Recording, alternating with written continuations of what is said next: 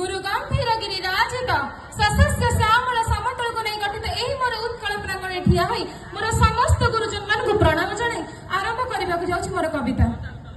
चूड़ंग गड़ उच्च पहाड़ मनोरम दृश्य मधुर नाड़ गछ पत्र मझे घेरी दही पक्षी माने मिसी गीत गाए पारंग माटीरे सुगंध भरा सेठी मिले शांति आनंद सारा प्राचीन निजाए मधुर स्वरे पुरुणा गाथा कहे धीरे इतिहास गाए वीर स्मृति पुरुणा कालर से जय गीति चूड़ंग गड़ मो पारंग धन ओडिशार एही गौरव चिन्ह चोड़गंग देव महाशक्तिशाली गंधा गोबरी राजा राजाली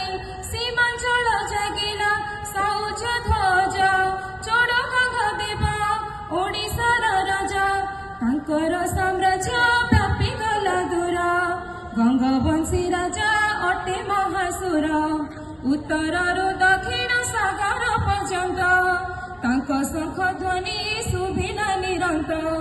गणबार बाटे गर्व सहित आठ गण पटिया गाए जय गीत कनक दुर्गा शक्ति अपार सारंगी गाउछि ताज सुधार कालुआ शुणी रे शांतिर स्थान धर्म कर्म पाई से माटी महान भिंगी सीमा होइला भंग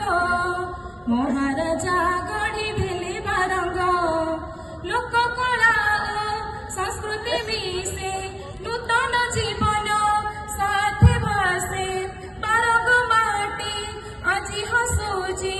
महोत्सवरे से झलसुची ए माटी रे ए महोत्सव हुए विराट आनंद राशि छाई जाए चूड़ंग गड़ আজি कहे ओडिया माटीर सौर्य रहे चूड़ंग गड़ परिचय आम सदा रखिबा एहार सुनाम सारंग गड़ धरणीर पद्म पद्म पोखरी इतिहास बाणी सोमवंशी राजा मूक सखी वीरत्व गाथा शुणी पुलकित आखि मादल पांजी करे महिबादान प्राचीन दी जागे नुआ अभिजान चूड़ंग गड़र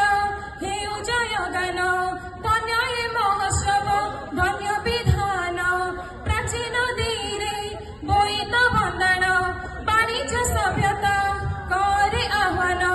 बाजुछि আজি महोत्सव तान आम देहे जागे नवीन प्राण महोत्सव गढ़े नूतन प्रीति अमर हेउ आम संस्कृति चूड़ंग गड़ मो माटीर गर्व रहिछि सुना अध्याय सर्व बारंग महोत्सव आणे संग ओडिया संस्कृतिर अनन्य रंग एठारे मोर कविता को विराम देउछि। भारत माता की जय।